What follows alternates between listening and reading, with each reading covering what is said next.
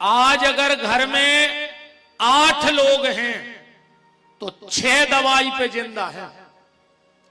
अगर शाम की गोली चूक गए तो सवेरे मरे मिल हो। कहूं सवेरे की चूक गए तो शाम तक बरे मिल हो। हर घर में ऐसा कोई व्यक्ति नहीं है जिसके घर में 2-4 लोग दवाई न खा रहे हो। अब समय बदला, हमने मकान मिटाया, सार खत्म कर दी। अब सार कोई नहीं बना रहा है। तुमने गैया की सार खत्म की, भगवान ने तुम्हारे जीवन का सार खत्म कर दिया। अच्छा, एक बात और, आजकल जितने भी मकान बन रहे हैं तो जो दरवाजा लग रहा है उसमें नीचे का पल्ला नहीं लग रहा है, जिसको हम देरी बोलते हैं, वो नहीं लग रहा है। क्या लगता है? नहीं लग रहा है। हमें आपके तरफ तो पता नहीं, हमारे तरफ दीपावली की रात में गांव के जो विश्वकर्मा होते थे बढ़ई, वो एक कील लेके आते थे। आपके यहां होता था? कील लेके आते थे और दीपावली की रात में उस देहरी में ठोक करके चले जाते थे। अब आजकल लोग कहते हैं कि विश्वकर्मा जी हर के भाव बढ़ गए, वे आते नहीं है। चलो मान के चलो वे आ ही जाए तो क्या तुम्हारी खपरिया में ठोक दे? बताओ, जब देहरी नहीं है तो खिलिया ठोके कहां? आज हमारे घर में देरी नहीं लग रही नए मकान में। भगवान ने विचार किया, जब तुम घर में देरी नहीं लगा रहे हो तो ना बीमार होने में देरी लग रही है, ना अस्पताल जाने में देरी लग रही है, ना नागपुर जाने में देरी लग रही है, ना गली में मरने में देरी लग रही है, और ना लौट के बरने में देरी लग रही है। जब घर में ही देरी नहीं है तो बर्बादी में देरी लगे कहां से? देहरी में नरसिंह देव का वास होता है और भगवान विश्वकर्मा जी को यह वरदान था कि तुम जिसके घर में काली अमावस की रात दीपावली को एक कील ठोक के आ जाओगे, साल भर उसके घर में कोई ऊपरी टोटका टोना बाधा काम नहीं करेगा। तो सबसे पहले गैया के मुंह का जूठन घर में गिरना चाहिए। दूसरा गौरी, गौरी माने कन्या, गौरी माने कन्या। एक बात और आज हमारी ध्यान से सुन लेना, घर में कभी भी कन्या भोजन कराना तो एक गलती नहीं करना, और अगर ये गलती करो तो शिव महापुराण के सामने कसम खा के जाना कि आज के बाद हम घर में कन्या भोजन नहीं कराएंगे। कौन सी गलती? कभी भी 9 साल से छोटी बेटी में जात पात का लेखा मत लगाना, क्योंकि 9 साल तक की बेटी की कोई जाति नहीं होती। और जितने भी हमारे आचार्य बैठे हों, दुर्गा सप्तशती में स्पष्ट आया है, प्रथम शैल पुत्री चो, द्वितीय ब्रह्मचारिणी, तृतीय चंद्र घंटेति, कूष्मांडकम चतुर्थकम, पंचम स्कंद मामेति, षष्ठम कात्यायनी चो, सप्तम काल रात्रीति, महागौरी चो चाष्टमम, नवम सिद्धात्री चो, नव दुर्गा प्रकीर्तिता। 9 साल तक की बेटी साक्षात दुर्गा होती है।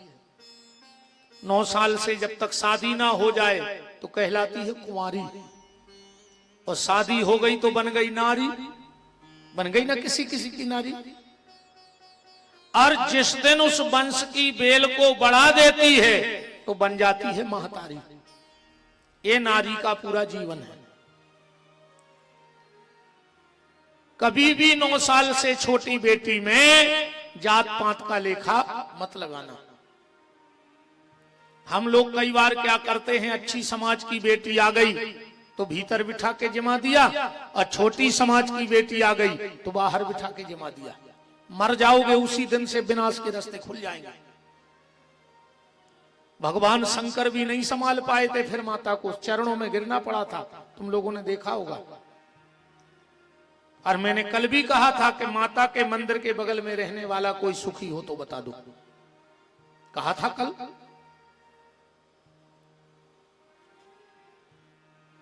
कभी भी 9 साल से छोटी बेटी में जात पात का लेखा मत लगाओ। आप कहोगे गुरुजी कैसे, तो ऐसे। गैया के रोम रोम में देवता होते हैं। अरे रोम रोम तो छोड़ दो, गैया के गोबर की लक्ष्मी बन जाती है। अब गोबर को भी छोड़ दो, जब वो गोबर जल के राख बन जाता है तो उससे बर्तन मांज दो तो बर्तन भी पवित्र कहलाने लगता है। इतना महत्व है गैया मैया का। तो क्या वो गैया पंडित जी के घर में बंद है तभी देवता रहे हैं?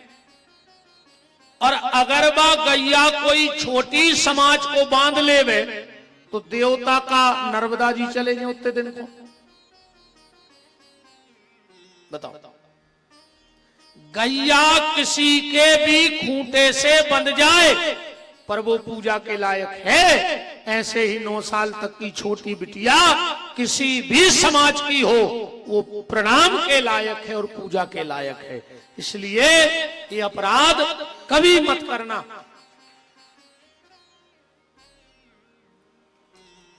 तीसरा है साधु ब्राह्मण, जिनके घर में 2 चीजों की आवाज आती रहे, उनके घर में संकट की आवाज नहीं आती है। 2 चीजों की कौन सी? सबसे पहली तो स्वाहा। स्वाहा चाहे 5 आहुति घर में करो पर रोज हवन करो। एक आवाज कौन सी आवे घर में? स्वाहा। और बीच बीच में 10, 20, 15 महीने 2 महीने में आवाज आ जाए आहा। कोई साधु ब्राह्मण भोजन करके कह जाए आहा आनंद आ गया है।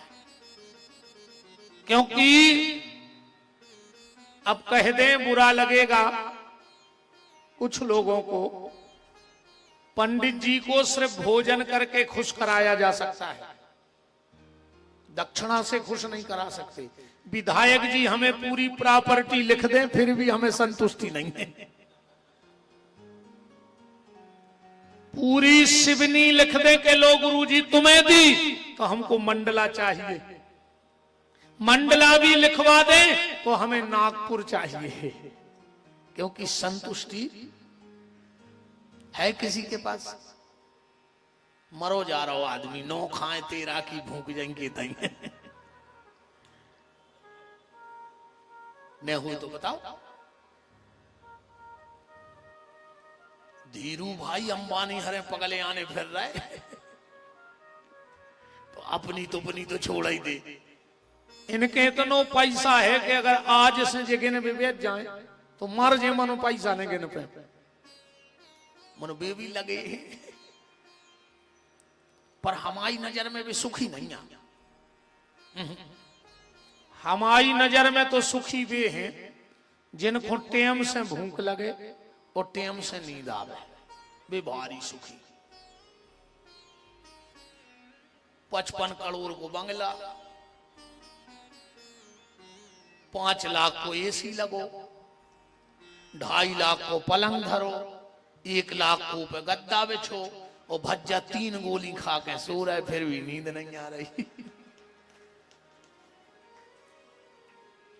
पूरी रात बिल्कुल उल्लू घाई पंखा देखा थे, सवेरे गदों घाई फिर लग जाते कछू कछू तो हम ही से कहते हैं गुरुजी, अब तो हम इतने फंस गए हैं कि खावे को तकते हम नहीं आ, जहर खा ले वो मर जा।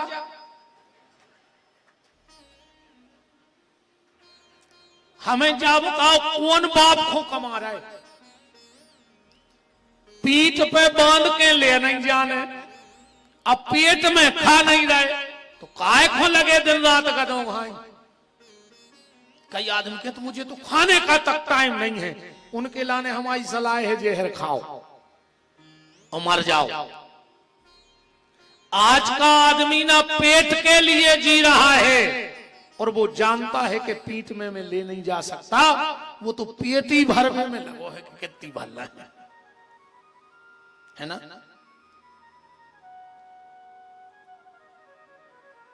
निवेदन,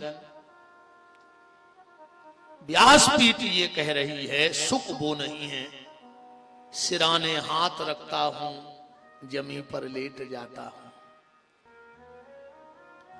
सुख तो वो आए कि खेत में चारे में 14 खाके और मेड़ी पे हाथ धर के जब घुर रखा घले तो ऐसो लगे कि 56 गांव को लंबड़दार सो रहा हो।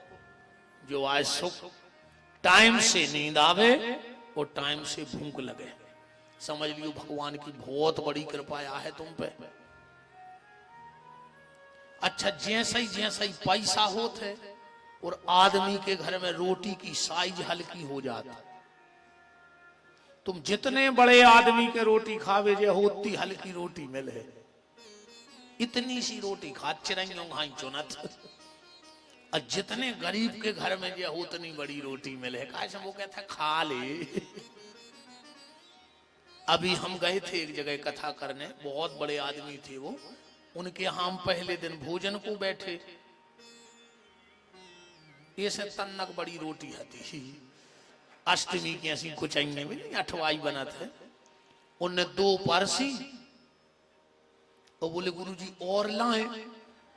अच्छा हम खाते में मुंह बोलते नहीं, अब मन में तो आई कि कह दी वे एक यही में से वापस लाएंगे तो तुमने खा लियो घर भर के, कैसे के भी में हमको छोड़ता नहीं है, तो जो इतने है वो नेचे हैं वो ही मोह है भाई, ऐसा तो है नहीं कि हम इतने आके गर्दा न लगोते अलग, वो तो स्वभाव बन गो सही बोलवे को।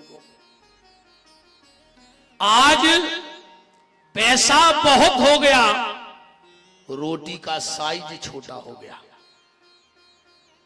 आज पैसा बहुत हो गया पर ओंठों की मुस्कुराहट चली गई। पैसा वालों तुम्हें हंसत नहीं मिल, और जितने ते मुंह बनाए बैठे हुए समझ जो जी पैसा है इनके, पहली पहचान है पैसा वालों की, बिल्कुल ऐसे बैठक जैसे सब मर गए हों यही बचे हुए हैं।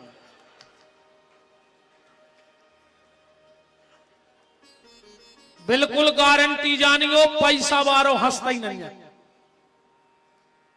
वो की पहचान ही जा है पैसा है मतलब हंसेगा नहीं।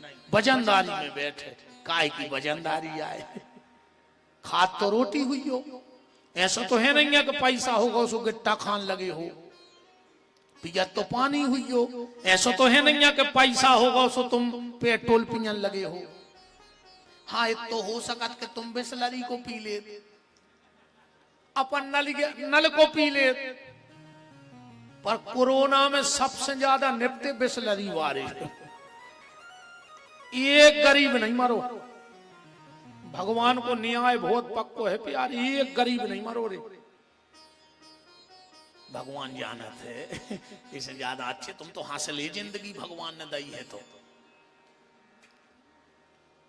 देखो चेहरा भगवान ने बनाया है, पर अब इसे हंसाना है या रुलाना है ये तुम्हारे हाथ में है। हंसाना है कि रुलाना है ये तुम्हारे हाथ में दिया है ठाकुर जी ने।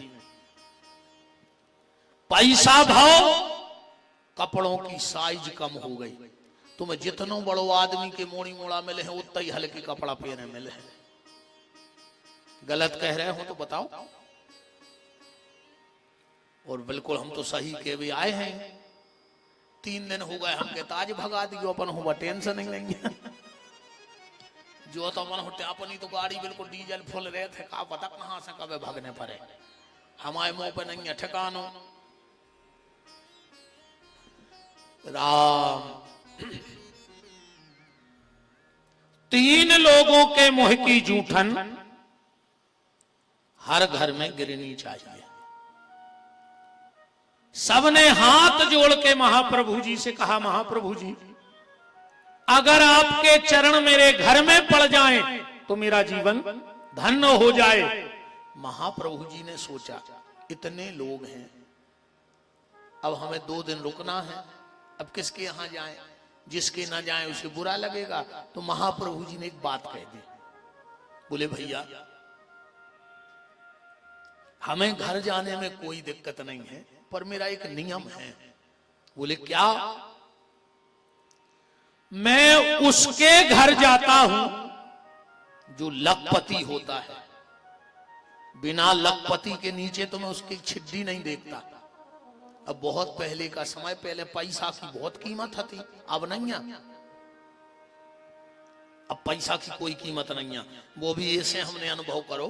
पहले आपने एक सिक्का देखो हुई है, वो पे गेहूं की बाल बनी आती 1 रुपया में आदमी को पेट भर जाता। तो पहले पूछो इन सियानों से। और आज के सिक्का पे बनवा रहा हो कुत्ता नहीं मिल रहा, कुत्ता ले ले 1 रुपया में, अब कहां मिल रहा बताओ। पहले पैसा की कीमत थी, आज तो ठेंगा बनवा रहा हो। ठेंगा, हाँ सिर्फ एक चीज मिला थे 1 रुपया में, माचिस मिला थे। अच्छा हर चीज की कीमत बढ़ गई, माचिस 1 रुपया की है। कारण जो आग लगाता है उसकी कीमत कभी बढ़ती नहीं है, वहीं की वहीं रह जाती है। माचिस का काम क्या है? आग लगाना। पर अगर तुम भी आग लगा रहे हो, विशेषकर तुम हो रहे हैं, हाँ सबसे ज्यादा इस समय आग लगाने का काम कौन कर रहा है बताओ? एक बहू की मम्मी, बिटिया की मताई, 7 घर डायन छोड़ के चलत है। कितने घर? 7। और तुमने अपनी बिटिया के घर में आगी धर दी, तो तुम तो महा डायन कहां? अगर 99% घर आज फूट रहे हैं तो उसमें बहू की मम्मी का हाथ है। ऐसो सुहासो पड़ा रही हैं जी अपनी बिटियों को, 24 घंटा फोन पे लगी हैं, का बना लाओ, का खा लाओ। आको मोड़ी कह देवे के जहर बनाओ है, तुम खा ले मर जा ताड़का।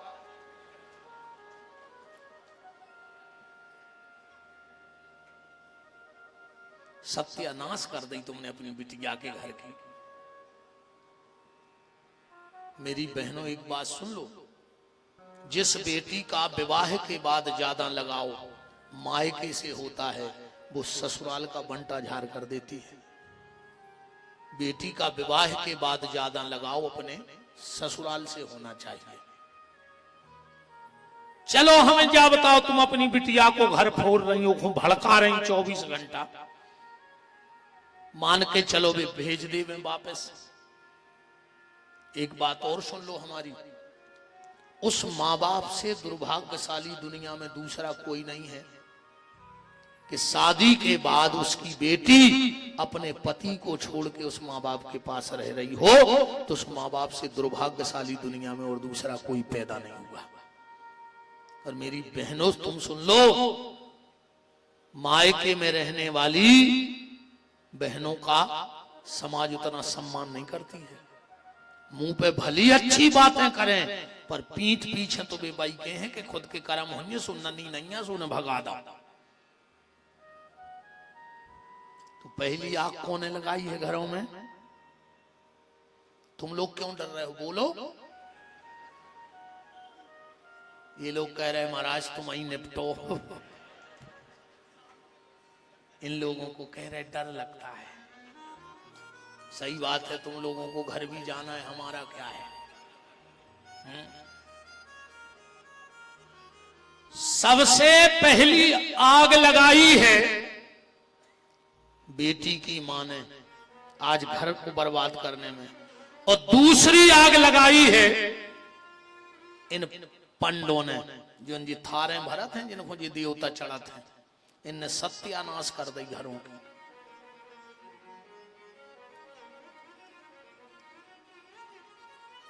बहुत निवेदन के साथ कह रहा हूं, बहुत निवेदन के साथ, आज तुम किसी भी पंडा के चले जाओ, किसी भी दरबार में चले जाओ, वो तो तुम्हें सिर्फ एक बात बताएगा कि तुम्हारे भाई ने कुछ करवा दिया है। वो तो वैसा ही भैया से नहीं बोल रहा हो, तो अब तुमने और कह दी कि भैया ने कछु करवा दो, सो कि जिंदगी को बेर बंद गाओ, है ना। ये जाएंगी तुम्हारी देवरानी ने कुछ करवा दिया है, तुम्हारी जेठानी ने कुछ करवा दिया, तुम्हारी सास ने कुछ करवा दिया। धिक्कार ऐसे पंडों को और धिक्कार ऐसे देवताओं को जो तुम्हारी मूड पे बैठ रहे हैं। ऐसे देवता में होता नहीं आते भैया। 25 सालें हो गई, 2-5 घंटा है कहूं बिना के निकल जाते हुए।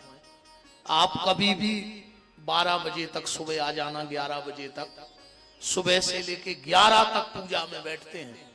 गेट कभी लगता नहीं, दरवाजे खुले रहते हैं। 6-6, 7-7 घंटा भट्टे पर गई पांव में, सवेरे बैठे इतने आके फिर वही काम है। अब भाई जा रहे, तनक देर बाद हाथ मुंह धोए, तन चाय पी है, अब फिर जाके माला पे बैठ जाए। अबे तक झाई नहीं आई जिंदगी में, 25 साल हो गई। इनको फूटी ढोलकिया में दुर्गा आ जाती। इतने मर गए, हम सोच रहे एक आध देवता मोरी मुड़े चढ़ जाए। 25 साल में झाई नहीं आई, और इतने कहूं अब भाई ढोलकिया बज जाए तो आधी उछटन लगा। अच्छा बगल बारी तुरंत तो चुटैया खोल भी दौड़त है, जैसे चुटज्जा में दुर्गा बंधी हुई। कहा नाटक नौटंकी मचाए तुमोरों ने। ऐसी फिर रही दुर्गा, बताओ। अरे राम राम राम। जो सच्ची माता है शेरा वाली, वो घर फोड़ने का काम नहीं, वो घर जोड़ने का काम करती है। ध्यान रखना। इसे हमारी बहन जी हरो बिल्कुल न पड़ गयो इन चक्करों में, ने गड़ा भभूत के चक्करों में। तुम तो इतो भर करियो कि तुम भर को गलत न करियो। दुनिया में कोई पैदा नहीं भाव कि तुम आओ गलत कर देवे। तुम भर गलत न करियो, दुनिया में कोई पैदा नहीं भाव। आज को आदमी कुंडली दिखाऊ थे, राहु की दशा दिखवा रहा हो, शनि की दशा दिखवा रहा हो, केतु की दशा दिखवा रहा हो, और सब बता भी जाई रहे। तुम कहूं चले जा, तुम्हें जाई बताए तुम्हारा राहु खराब है, तुम्हारा केतु खराब है, तुम्हारा शनि खराब है, पर विपिन बिहारी कह रहा है कि तुम परेशान ऐसे हो कि तुम्हारे कर्म खराब है। न राहु खराब आए न शनि खराब आए, तुम्हारे कर्म खराब है, सो परेशान हो। कर्म भर अच्छे करते रहो,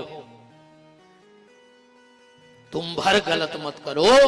तुम्हारा गलत हो नहीं सकता, और अगर गलत हुआ है तो कभी बैठ के सोचना कि तुमने भी कभी ना कभी किसी का गलत किया होगा, इसलिए तुम्हारा गलत हुआ है।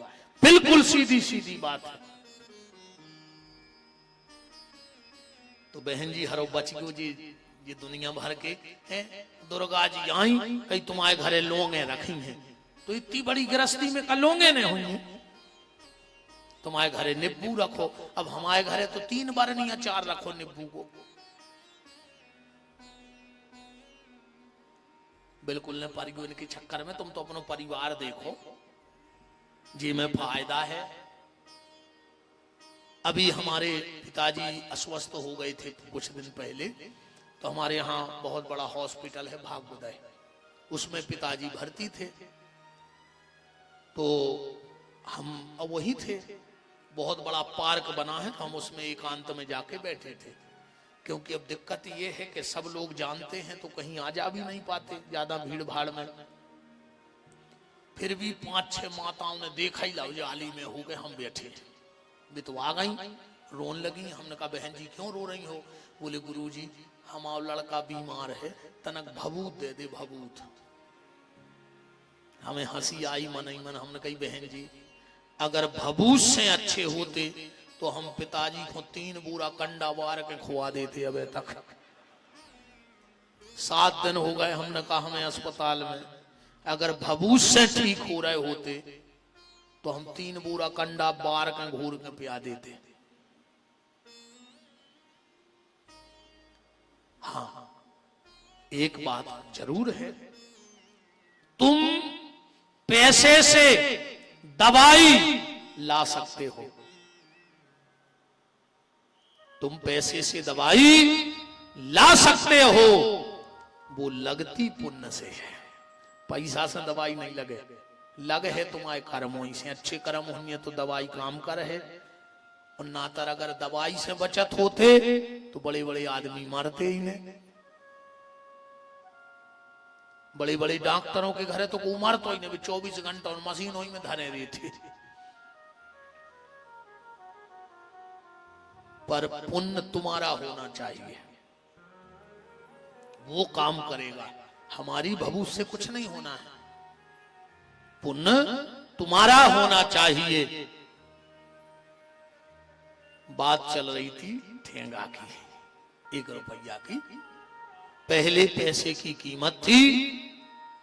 अच्छा एक बात और दिमाग में आ गई तो कह दें, अगर तुम्हारी किसी से बुराई है, ध्यान से सुनना, तो उसको चाहे मुंह में जहर दे देना, पर कभी किसी के कानों में जहर मत भरना।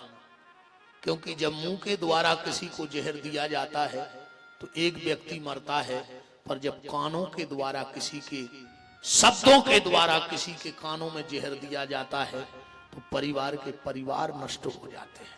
कानों का जहर बहुत खराब है। कानों को जहर समझ गए, एक दूसरे की चुगली, निंदा, बुराई, ये कान वाला जहर है। बड़े से बड़ी पार्टी, बड़े से बड़ा परिवार, बड़े से बड़ी समाज और बड़ी से बड़ी संस्था कब टूट जाती है पता है? तब टूट जाती है जब पार्टी में, परिवार में, समाज में और संस्था में काम करने वाले कम और कान भरने वाले ज्यादा हो जाते हैं। अगर घर में कान भरने वाले हैं तो परिवार को मिटने में देर नहीं लगेगी। इसलिए इन कान भरने वालों से बचना मेरा निवेदन है, हाथ जोड़ के। अकेली एक मंथरा ने कैकेयी के कान भर दिए तो राम जैसे रहते हुए वो साम्राज्य की नींव हिल गई। दूसरी बात, अगर तुम्हें लगता है कि ये मेरा है और उसमें कोई बुराई है तो उसके कान में कहो, गांव में मत कहो। आजकल लोग उसके कान में नहीं कहते, पूरे गांव में कहते हैं अगर वो में इतनी सी कमी हो जाए तो। उसके कान में समझा दो कि भैया तुम ये गलती कर रहे हो, इसको सुधार लो, इसका मैसेज गलत जा रहा है, तो तुम उसके हो। और अगर तुमने जाके गांव में बात कर दी तो फिर तो तुम गड़बड़ आदमी हो। इसलिए कानों के जहर से बचना मेरा निवेदन है। कानों के पक्के रहना। कोई तुम्हें तुम्हारे भाई के खिलाफ भड़काए, कोई तुम्हें परिवार के खिलाफ भड़काए तो कानों के पक्के रहना, वरना तुम्हारा परिवार बिखरने में देर नहीं लगेगी। महाप्रभु जी ने कहा, मैं लखपति के अलावा किसी के यहां भोजन करने नहीं जाता। सबका मुंह उतर गया। हम तो इनको बहुत बड़ा संत समझ रहे थे, भगवान समझ रहे थे, ये भी आखिर पैसा ही पे गिरे। सब अपने अपने घर लौट गए। भाई कोई लखपति है ही नहीं, गरीबों का गांव था। महाप्रभु जी अपनी कुटिया में चले गए उनके एक शिष्य थे माखनदास, वो भीतर गए, बोले महाप्रभु जी अगर आपको नहीं जाना था तो वैसे मना कर देते, ये क्या कहना था कि हम लखपति के नीचे किसी के घर जाते ही नहीं। महाप्रभु जी बोले नहीं जाते मतलब नहीं जाते, सिद्धांत मतलब सिद्धांत। तो बोले हमारे क्षेत्र में तो कोई लखपति है ही नहीं। महाप्रभु जी बोले बन जाओ, हम 2 दिन तो हैं यहां। बोले 2 दिन में लखपति? महाप्रभु जी मुस्कुराए, बोले तुमने भी वही अर्थ लगा लिया जो गांव वालों ने लगाया। बोले मतलब? बोले मैंने पैसे के लखपति को नहीं लखपति नहीं कहा है। बोले फिर? मेरा सिद्धांत है जिसने जीवन में 1 लाख भगवान का नाम ले लिया हो, मेरी नजर में वो सच्चा लखपति है, क्योंकि वो संपत्ति उसके साथ जानी है। ये संपत्ति तो यहीं पड़ी रह जाएगी, ये संपत्ति नहीं जाएगी किसी के साथ।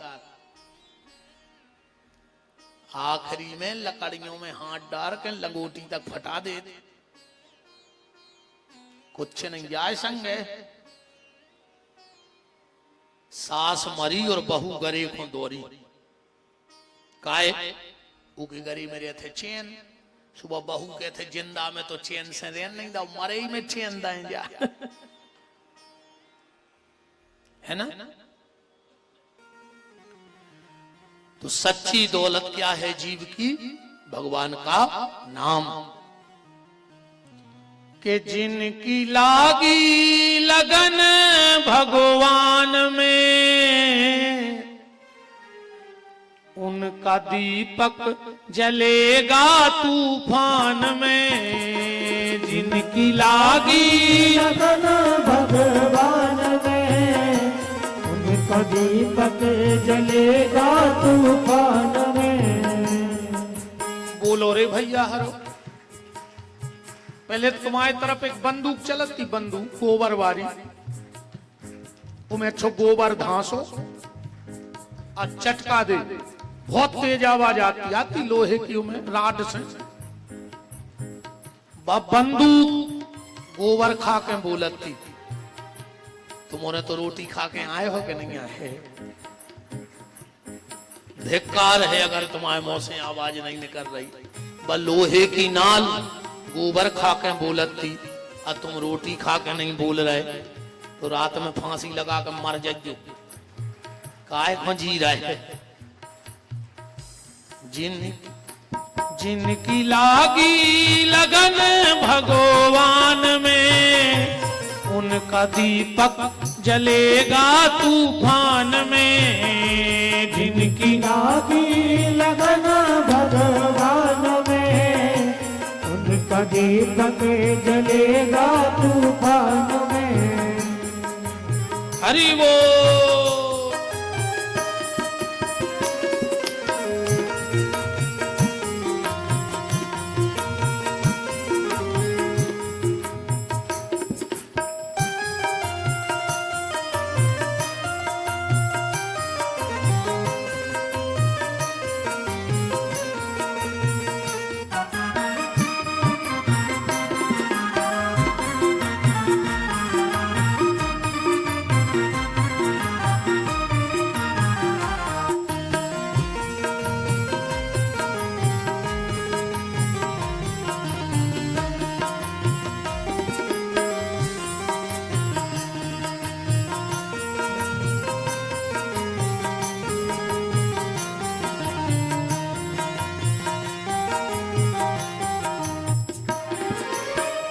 इस दुनिया में कौन बनावे सबके बिगड़े काम रे।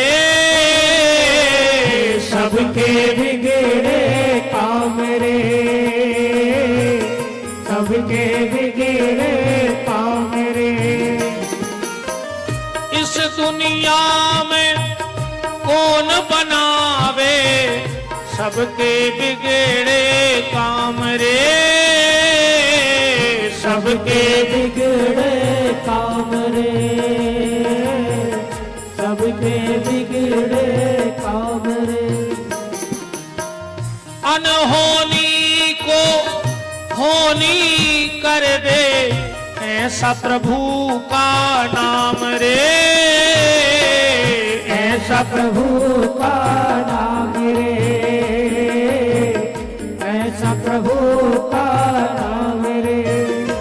जिनकी लागी लागी लागी लागी लागी लागी लागी, जिनकी लागी लगन भगवान में, उनका दीपक जलेगा तूफान में।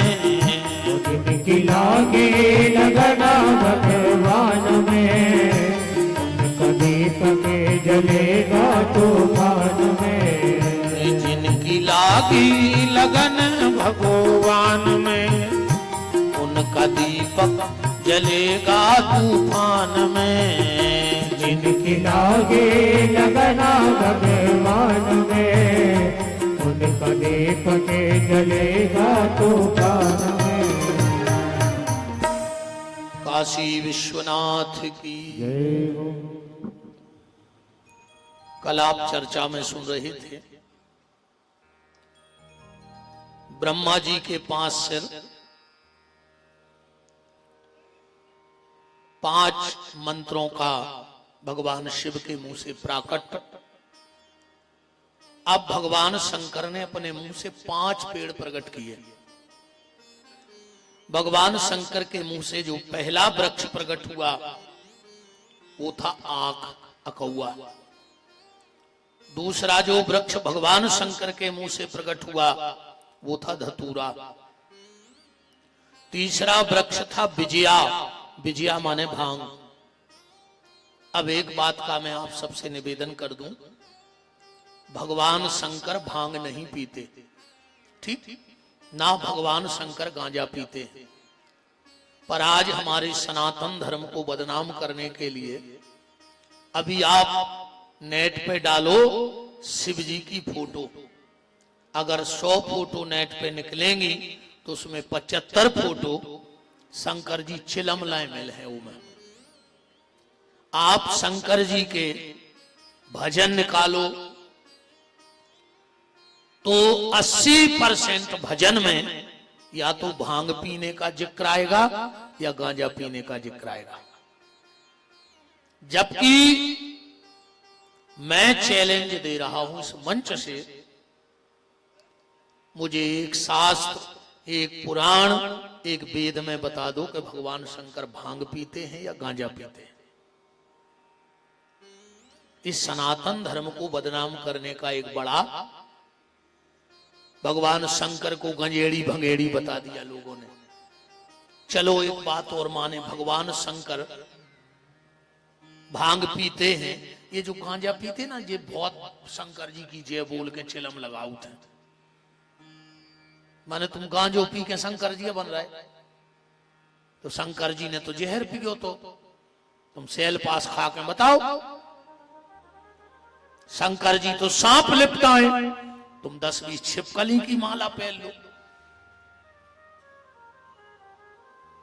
भगवान शंकर भांग पीते नहीं है, ध्यान से सुनना।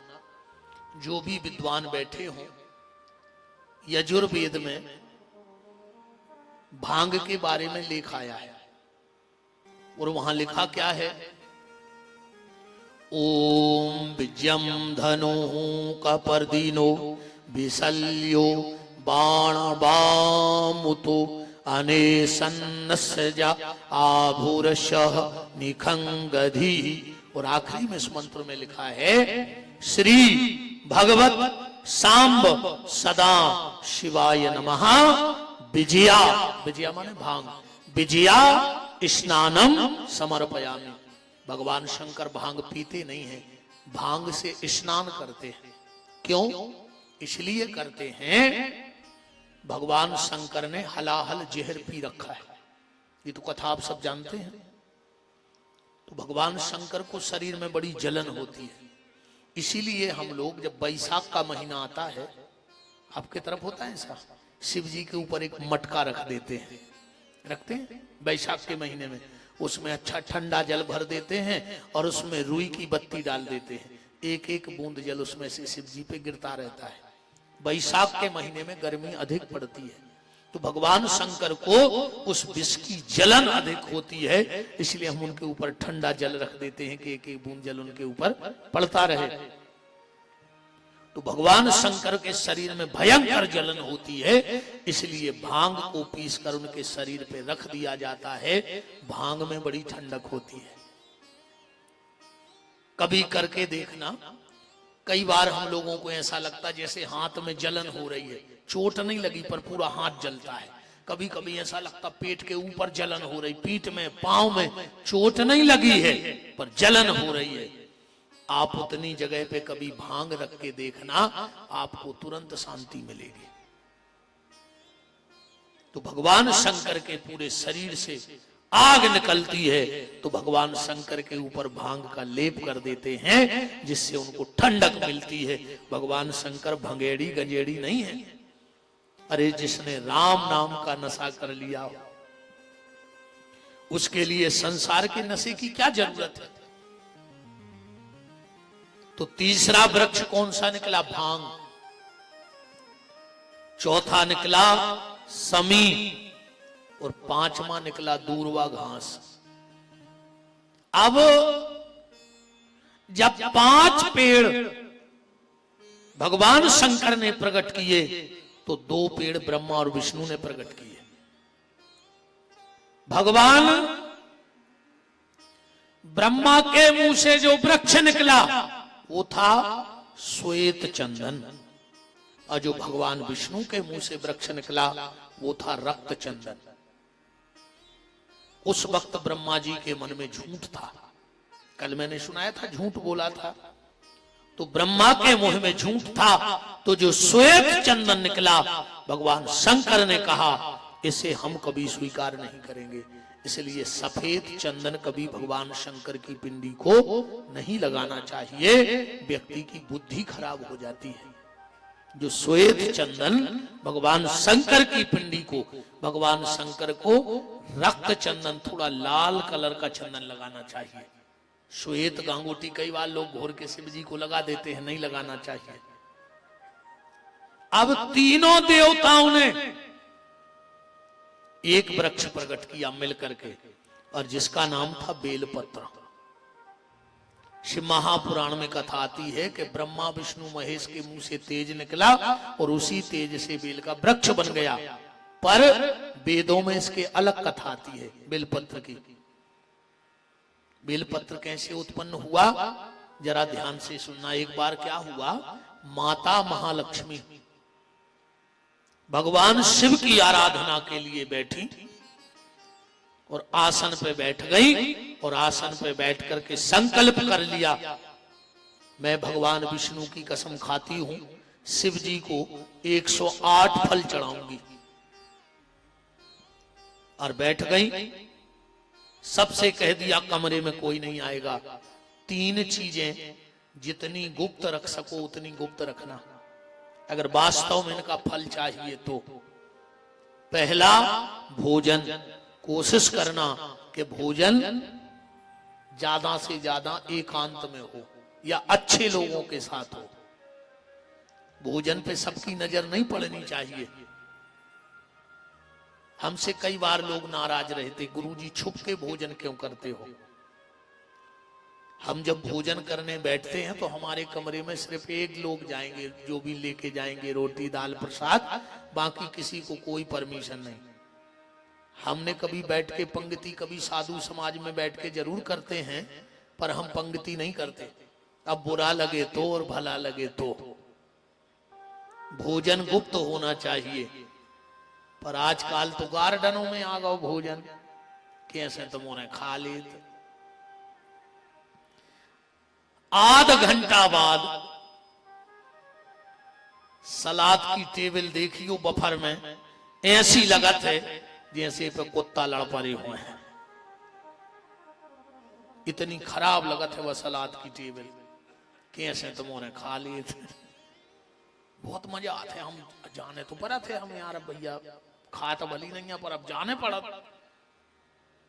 अब कभी कभी लोग, एक बार मैं सागर में था, हमारा एक शिष्य इंदौर में, उसने फोन लगाया, बोले गुरुजी हम आपके चरणों की कसम खा रहे, जब तक आप नहीं आओ हम माला ही नहीं डाल रहे। तो हमें भागना पड़ा 400 किलोमीटर। अब वो तो कसम खा के बैठ गया, आप नहीं आओगे तो माला नहीं गिरेगी। जाना पड़ा तो देखते रहे थे। अच्छा, बफर में 50 लाख की गाड़ी से गए, 50 लाख को सोनों पे रहे। और जैसे ही गार्डन में पहुंचे, 5 रुपया की उठाई प्लास्टिक की प्लेट और वे रोटी मांगत फिर रहे। एक हुआ गए थे 50 लाख की गाड़ी से होते। तुम्हें शर्म करने थी यार। अच्छा सही बताओ, ये बहन जी लोग बैठी हैं, अगर घर में रोटी लाने में 1 मिनट लेट हो गई, तुम कितना मुंह चलाते हो? अरे तुम्हारी इच्छा नहीं है, तुम खुआओ नहीं चाहत, तुम्हें लगता ही नहीं है कि हम रोटी खाएं। और तंदूरी वाले के 1.5 घंटा के ठाणे पे लेट लाए। अरे राम राम, ये तरक्की की हम लोगों ने। भोजन गुप्त, भजन गुप्त और शयन भी गुप्त। भोजन, भजन और शयन, इनको गुप्त रखना चाहिए। जितना गुप्त होगा उतना अच्छी ऊर्जा, उतनी अच्छी आपके अंदर विचार रहेंगे। माता महालक्ष्मी ने कह दिया कोई भी भीतर नहीं आएगा। बैठ गई पूजा को। शिव जी की महिमा शिव जी जाने। उसमें से एक फल गोल हो गया, अब बीच में बोला भी नहीं जाता। 4 जगह आदमी को मौन रहना चाहिए। पहला, डोल डाल करते वक्त, समझ गए, क्रिया करते वक्त मौन होके हमें जाना चाहिए। दूसरा, भोजन में मौन रहना चाहिए। तीसरा, शमशान में मौन रहो। शमशान कभी जाओ तो या तो सीताराम सीताराम कहो या मौन रहो। तुम जितनी देर वहां बोलोगे उतनी देर अपने भाग्य का सर्वनाश करोगे। शमशान के गेट के भीतर हो और मौन हो जाओ, को कितना खास होए करना हमें नहीं बोलना। जितनी देर बोलोगे तुम अपने भाग्य का नाश करोगे। और एक हवन में और पूजन में मौन रहो चाहिए। अगर हवन कर रहे हो और कहूं तुमने बीच में बोल दो तो तुम्हारा पूरा हवन नाश होगा, कोई मतलब नहीं है। जब तक आहुति डालो मौन होके डालो। और अगर बहुत जरूरी है कि अब हमें बोलने हैं तो फिर आचमन करो, फिर एक के बाद हवन करो।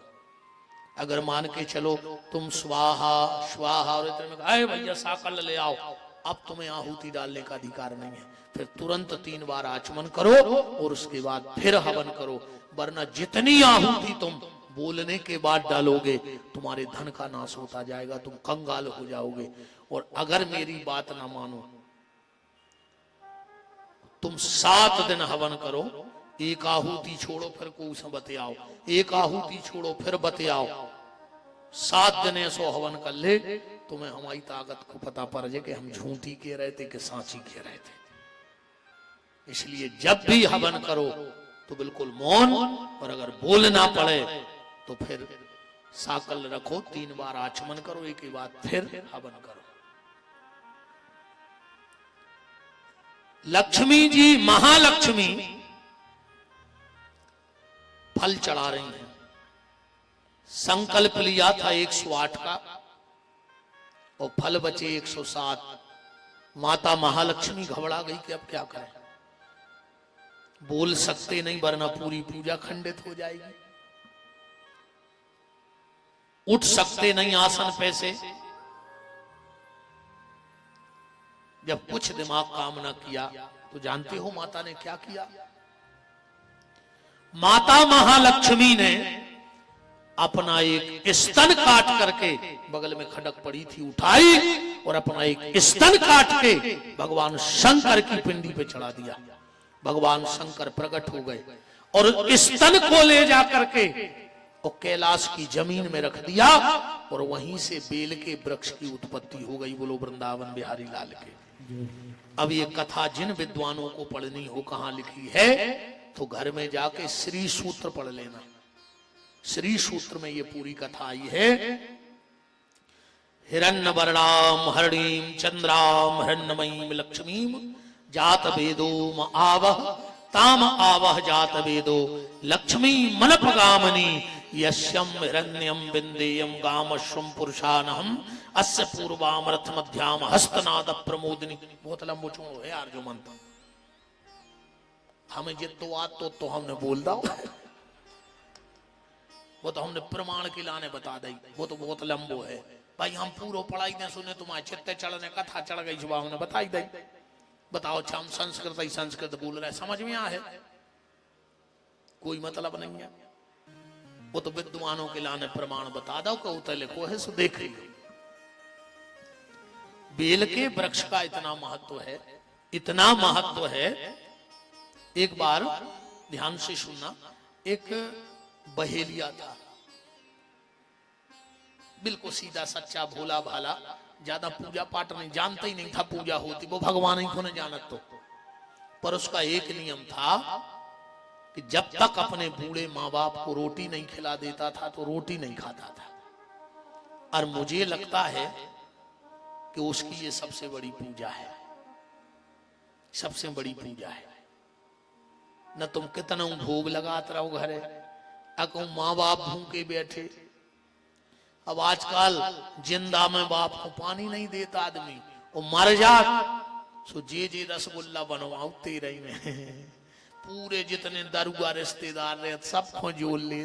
बाप मर गया भूखो, वो दरुआ खा रहा है जे रसगुल्ला। अरे भैया तेरा ही बिल्कुल कर पाओ चाहे न करियो, संसार को खुआ पाओ चाहे बिल्कुल न खुआइयो, पर माँ बाप को भूखे ने मरन दियो तो समझ लियो तुम्हारे सब यज्ञ हो गए, न तुम कितना तेरा ही कर ले। अब पितर पक्ष आ रहे कराए दें, अरे जनगत देखो तुम नदियों पर लाए कोसावे खांगे पोइस पोइस पोइस, वो बाप मर गया प्यासों, अब पानी दे रहे तुम जिगत में तुमने गिलास भर के ने दाऊ कब बेर बांधे रहे, बोला था तेने अलग रहते, अब मूड मुड़ा फिर रहे पूरे गांव के जाने शिवनी भर के जो श्रवण कुमार कहा मर जे हो पापी। और हम तो कहते हैं भगवान हे शिव महापुराण तुम्हारे पांव पर है, इतनी कृपा कर दियो शिवनी बारों पे, जितनी अपनी सास को कष्ट दाए हो, तुम्हें ऐसी चुड़ैल बहू मिले